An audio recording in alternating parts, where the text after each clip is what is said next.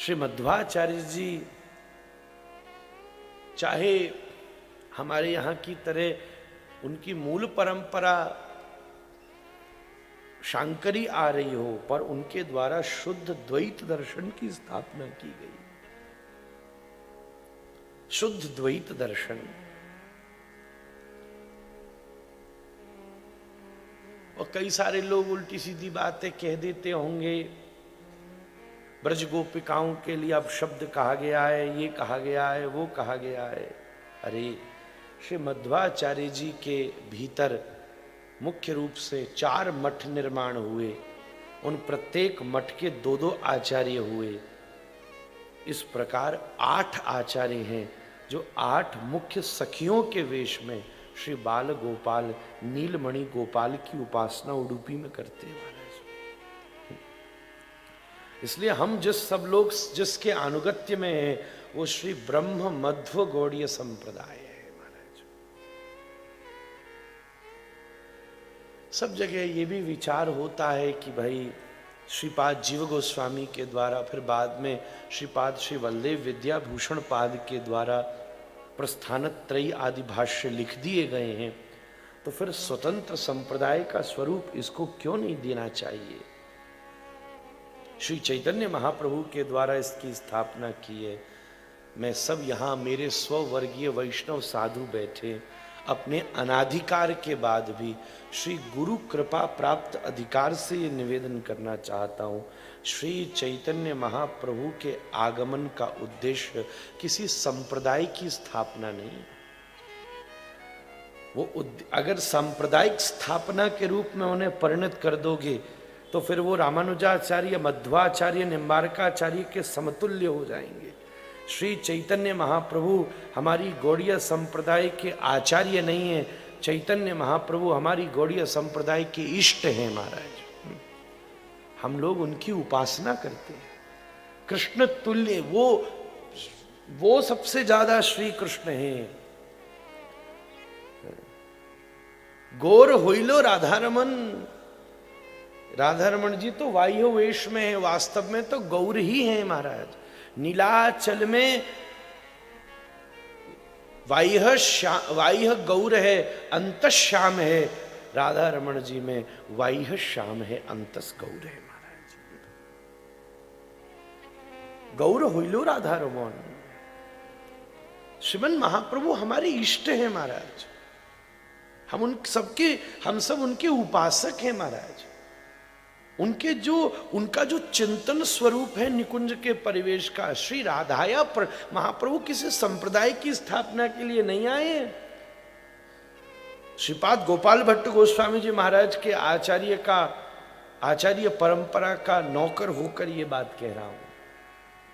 श्री महाप्रभु तो उन्नत उज्ज्वल रस अनर्पित चरिम चिरात करुणया अवतीर्ण कलौ समर्पयतोन्नतोज्ज्वल रसाम स्वभक्ति श्रियम हरि पुरट सुंदर द्युति कदम वसंदीपित सदा हृदय कंदर स्फुरत सची नंदन।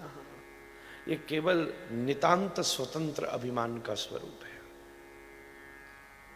हम सब लोग कोई छत्र के लिए नहीं आए हैं।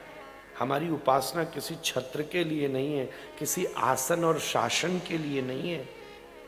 हम लोगों की उपासना किसी सांप्रदायिक स्थापना के लिए नहीं है।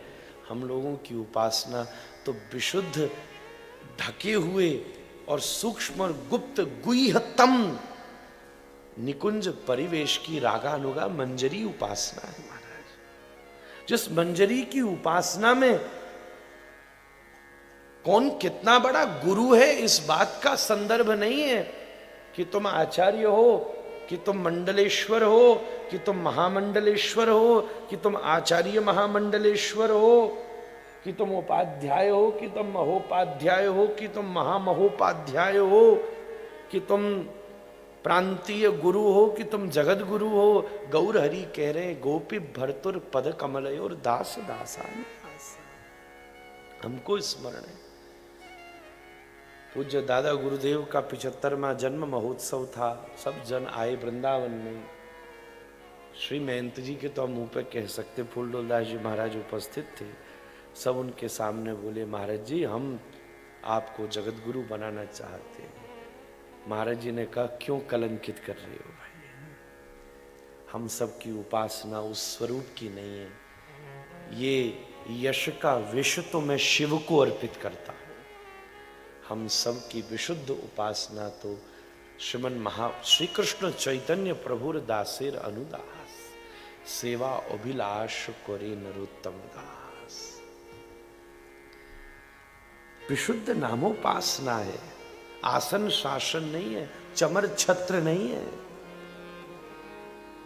ये सब छोड़ छाड़ के विशुद्ध गौरहरि भाव की स्थापना करते हैं। श्री मध्व दर्शन ब्रह्म मध्व गौड़ीय, इसलिए पूरा नाम रखा गया है। इस पर सबका अपना अनुभव है। मैं किसी इसका विवाद नहीं कर रहा, कोई मतभेद व्यक्त नहीं कर रहा। भैया एक हीरा होता है, उस हीरे को जिस दिशा से देखते हो उसमें वैसे रंग दिखते हैं। इसलिए हमारे यहाँ किसी भी विषय की परिभाषा नहीं है, हर विषय की व्याख्या है। देवर्षि नारद नारद भक्ति सूत्र में, मैं भक्ति सूत्र की कथा में बोल चुका हूं ये बात। देवर्षि नारद ये नहीं कह रहे अथा तो भक्ति जिज्ञासा, वो शांडिल्य कह रहे हैं। नारद जी कह रहे हैं अथा तो भक्तिम व्याख्या श्याम, क्योंकि हर साधक का अपना अनुभव